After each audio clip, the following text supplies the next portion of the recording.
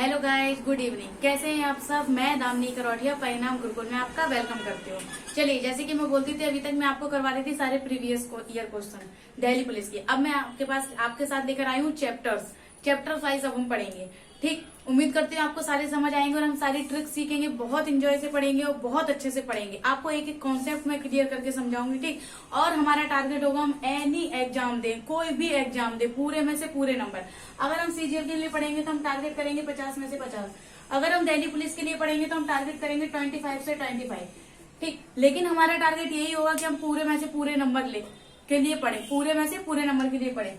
सब मैं आपको पता है, अगर मैं दिल्ली पुलिस के लिए आपको पढ़ाती हूँ तो 25 में से 25 का हमारा टारगेट होगा और इन 25 में से 25 टारगेट होगा, 0.025 की माइनस मार्किंग होगी। तो हमें बहुत अच्छे से याद रखना है कि अगर हमें पूरे में से पूरे नंबर के लिए पढ़ना है तो गलतियां नहीं होनी चाहिए। प्लस हमें टाइम मैनेज करते हुए पढ़ना है। क्या करना है? टाइम मैनेज करते हुए भी पढ़ना है। तो टाइम मैनेज करते हुए पढ़ना है तो हमें बहुत अच्छे से ट्रिक सीखनी पड़ेगी, खूब प्रैक्टिस करनी पड़ेगी और सारी प्रैक्टिस मैं आपको करवाऊंगी। आपको कोई जरूरत नहीं है एक्स्ट्रा पढ़ने की। मैं जितना पढ़ाऊंगा, अगर आप उतना भी मेरे पढ़ाए हुए नोट्स बनाकर खुद से पढ़ेंगे तो आपको कुछ भी एक्स्ट्रा पढ़ने की जरूरत नहीं पड़ेगी। बस आप क्या करें, उनसे प्रैक्टिस करें। प्रैक्टिस आप जितनी करेंगे उतनी अच्छे से आप अपने नंबर ले पाएंगे और गलतियां नहीं होंगी। प्रैक्टिस करने से ही आपका रीजनिंग में सबसे जल्दी स्कोर बनता है और हमें अपना टाइम मैनेज भी करना सीखना है। अगर हम सीजीएल का एग्जाम देने बैठते हैं तो हमारे पास, आपको ही पता है कि 25 मिनट होते हैं एग्जाम में करने के लिए। तो आपको ही पता है मैथ इतना कैलकुलेटिव आता है। जब से टीसीएस एग्जाम हमारा लेने लगा है तब से उसने एक चीज बढ़ा दी है कि मैथ हमारा बहुत कैलकुलेटिव देने लगा है। सबको पता है इंग्लिश और जीएस दोनों पोर्शन ऐसे होते हैं कि बच्चों को जो क्वेश्चन आते हैं वो फटाफट पढ़ता है और टिक करता है, फटाफट पढ़ता है और टिक करता है। लेकिन अब बचता है मैथ और रीजनिंग। तो जब से टीसीएस हमारा एग्जाम लेने लगा तो क्या होने लगा कि मैथ जो होता है वो कैलकुलेटिव उसने कर दिया। तो पहले बच्चा क्या करता था कि 15 मिनट रीजनिंग को देता था और 15 मिनट उसको देता था, 15 मिनट का पोर्शन करता था। ठीक, लेकिन अब 60 मिनट में हमें क्या करना है, बहुत अच्छे से हमें अपना पूरा टाइम शेड्यूल देखना पड़ता है। तो अब हम क्या करेंगे, हम कोशिश करेंगे कि 15 मिनट से पहले ही हम अपने 25 क्वेश्चंस रीजनिंग में जल्दी से कर लें। ठीक, तो आइए हम स्टार्ट करते हैं। मैं सबसे पहले आपको स्टार्ट करवाऊंगी। आज फर्स्ट चैप्टर हम पढ़ेंगे डाइस। डाइस में जितना कुछ हो सकता है मैं आपको सब पढ़ाऊंगी, सारे डाइस पढ़ाऊंगी, सारे डाउट क्लियर करूंगी। और फिर भी अगर आपको कोई डाउट आएगा तो आप मेरे कमेंट बॉक्स में आप वो क्वेश्चन भेज सकते हैं, आप डाउट पूछ सकते हैं, मैं आपका वो भी क्लियर करूंगी। एंड आपको अगर वीडियो अच्छी लगे तो उसे शेयर करें, सब्सक्राइब करें और लाइक करना ना भूलें और कमेंट करें। ठीक, एंड आप बताएं, आप मुझे खुद बताइए आपको कैसा लगेगा मेरे चैप्टर्स पढ़ना, मुझसे पढ़ना। ठीक, देखिए हम स्टार्ट करते हैं डाइस। डाइस कितने प्रकार के होते हैं, कैसे होते हैं, किस तरीके से होते हैं, हम आपको सब सिखाएंगे। प्रॉपर डाइस ही होता है। क्या होता है प्रॉपर डाइस? ही होता है 3D स्ट्रक्चर होता है। क्या होता है? 3D। लेकिन हमें जब क्वेश्चन एग्जाम में दिया होता है तो वो 2D में बना के दिया होता है। किसमें बना के दिया होता है? 2D में बना के। देखिए डाइस में होता है 6 फेसेस होते हैं, फलक, 8 कॉर्नर होते हैं, कोने, 12 एजेस होते हैं, किनारे। ठीक, जैसे कि हम देखते हैं 6 फलक हो जाएंगे, टॉप, ऊपर, नीचे, अगल बगल और लेफ्ट राइट। ठीक, जैसे कि 1 2 3 4 5 6 ये हो जाएंगे आपके 6। ठीक, जो हमें 3 दिए होते हैं, हमें टॉप दिया होता है, राइट दिया होता है और आगे का दिया होता है। ठीक, एंड आप देख रहे हैं कि हम देखेंगे 6 जो फलक होगा हो गए। अब हम कॉर्नर देखते हैं। कॉर्नर हो गया 1 2 3 4 5 6 7 8, ये हमारे कॉर्नर हो गए। एंड इसकी जो एजेस है वो होंगी 1 2 3 4 5 6 7 8 9 10 11 12। ठीक, 12 आपके एजेस हो गए। एंड हमें पता है ये 3D स्ट्रक्चर 2D स्ट्रक्चर होता है। हम आपके इस बेस पे पढ़ते हैं। हम पासा पढ़ेंगे। ठीक, हम डाइस को हिंदी में पासा बोलते हैं। हिंदी मीडियम वाले बच्चे देख लें।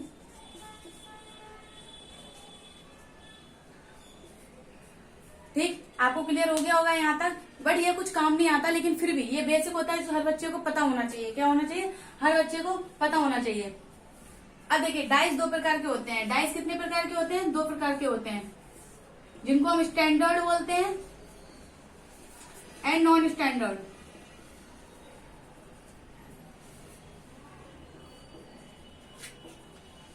स्टैंडर्ड एंड नॉन स्टैंडर्ड, इन दोनों में ये होता है। स्टैंडर्ड को बोलते हैं मानक पासा। क्या बोलते हैं?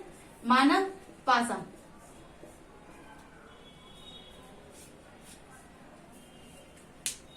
देखिए हम स्टार्ट करते हैं standard and non standard. Standard and non standard 2 प्रकार।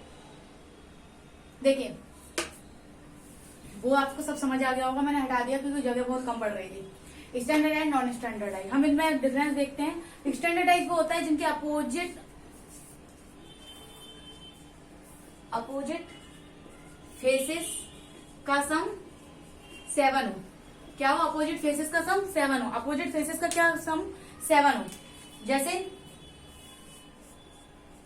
1 का 6, 2 होगा तो 5, 3 होगा तो 4।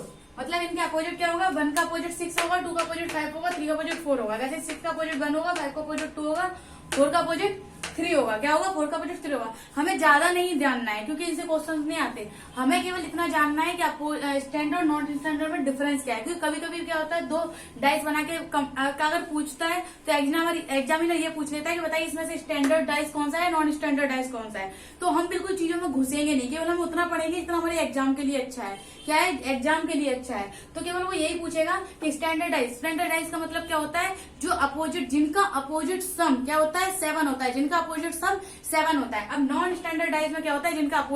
जिनका एक ही डाइस में आए हुए तीन फलक का में से किसी 2 का सम 7 हो। क्या? 3 फलक में से किसी 2 का सम 7 हो। जैसे कि हम एग्जाम्पल से देख लेते हैं। आपको लिखना हो तो आप लिख सकते हैं कि 3 फलक में से किसी 2 फलक का सम क्या हो? 7 हो। जैसे कि हम देख लेते हैं, ये डाइस है। आप बताइए स्टैंडर्डाइज है नॉन स्टैंडर्डाइज है? ये स्टैंडर्डाइज है या नॉन स्टैंडर्डाइज है? तो आपको देख पा रहे होंगे कि ये नॉन स्टैंडर्डाइज है। क्यों? क्योंकि स्टैंडर्डाइज में अपोजिट का 7 होता है, लेकिन इसमें तो क्या है? 3 फलक में से किसी एक फलक का क्या है?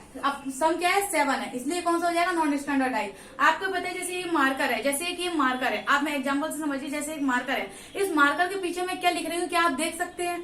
क्या आप देख सकते हैं? नहीं देख सकते। तो ये क्या हो गया? स्टैंडर्डाइज। स्टैंडर्डाइज वो होता है जिसमें लिखा हुआ डाइस में आपको अगर साथ में सम दिख गए, 7 दिख गए, तो वो स्टैंडर्डाइज नहीं होता। क्योंकि स्टैंडर्डाइज का क्या होता है? अपोजिट फलक के जो होता है वो सम होता है। अपोजिट फेसेस का सम 7 होता है। जैसे कि मेरा हाथ है, मैं आपका हाथ ऐसे रख रही हूँ, मैं अपने हाथ के यहाँ क्या लिख रही हूँ? क्या आप देख सकते हैं? नहीं देख सकते। तो क्या हो जाएगा? स्टैंडर्डाइज। एक मैं यहाँ लिखती हूँ, एक मैं यहाँ लिखती हूँ। आप इस साइड वाला तो देख सकते हैं सामने वाला, लेकिन अपोजिट साइड वाला नहीं देख सकते। That is standardize. क्या है? ये स्टैंडर्डाइज है। क्या है? स्टैंडर्डाइज है। इसी तरीके से आपको मैं क्वेश्चन सोल्व करवाऊंगी। बस आपको इसमें इतना ही सीखना है। जैसे कि मैं आपको एक क्वेश्चन दे देती हूँ, एग्जामिनर पूछेगा, ये एग्जामिनर आपसे ये पूछ सकता है,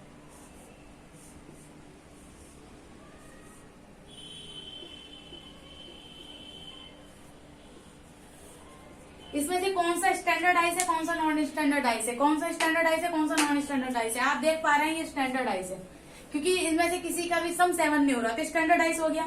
ठीक, ये नॉन स्टैंडर्डाइज है, ये नॉन स्टैंडर्ड। तो एग्जामिनर आपको यही पूछेगा, ये दोनों डाइस ऐसे दे देगा, उसमें से वो पूछ लेगा स्टैंडर्डाइज और नॉन स्टैंडर्डाइज बताइए। जैसे वो एक दे देगा स्टैंडर्डाइज कौन सा है, या फिर दे देगा नॉन स्टैंडर्डाइज कौन सा। बस यहाँ से यही पूछा जाता है। हम ज्यादा घुस के नहीं सीखेंगे, हम उतना ही सीखेंगे जितना हमारे एग्जाम के लिए जरूरी है। ठीक, अब हम आते हैं क्वेश्चन पे। हम क्वेश्चन करना स्टार्ट करते हैं। और एक बात, आप एग्जाम में सॉल्व करने के लिए ये देखने मत बैठ जाना कि स्टैंडर्डाइज है नॉन स्टैंडर्डाइज है, नहीं, घुस के रह जाएंगे। मैंने जैसे कि बताया है, आपको मेरी ये वाला बेसिक तभी याद रखना है जब एग्जामिनर पूछे स्टैंडर्डाइज और नॉन स्टैंडर्डाइज क्या है। ठीक, बस आपको ये वाला यहीं तक याद रख के भूल जाना है। पता चले वो आपको बोल रहा है कि 6 के अपोजिट बताइए और आप स्टैंडर्डाइज और नॉन स्टैंडर्डाइज सोचने में लग गए एग्जाम में। नहीं, वहां टाइम वेस्ट नहीं करना। वो क्वेश्चन कैसे होंगे मैं आपको बताती हूँ। चलिए टाइप 1 हम पढ़ते हैं। हमारा टाइप 1 में आएगा if 1 common number is given. If 1 common number is given मतलब जब 1 कॉमन नंबर दिया हो तो हम आंसर कैसे निकालेंगे। मैंने आपको जब एग्जाम पेपर सॉल्व करवाया था, ये ट्रिक तो मैंने आपको तब भी बताई थी। चलिए ऐसे कि हम स्टार्ट करते हैं। अब इसमें आपको कुछ भी पूछ लिया जाएगा। इसमें आपको पूछा जाएगा 1 के अपोजिट बताइए। क्या पूछा जाएगा? 1 के अपोजिट। इसका क्वेश्चन होगा 1 के अपोजिट बताइए। 1 के अपोजिट क्या आएगा, 1 के विपरीत क्या आएगा। चलिए हम स्टार्ट करते हैं। अगर कॉमन नंबर 1 दिया हो, जैसे कि हम स्टार्ट करेंगे, हम कॉमन नंबर देखेंगे। क्या देखेंगे? अपना कॉमन नंबर। हमें दिख गया हमारा 5 कॉमन है। क्या है? 5 कॉमन। कॉमन नंबर के साथ ही हम क्लॉकवाइज घुमाएंगे। क्या करेंगे? कॉमन नंबर के साथ ही क्लॉकवाइज घुमाएंगे।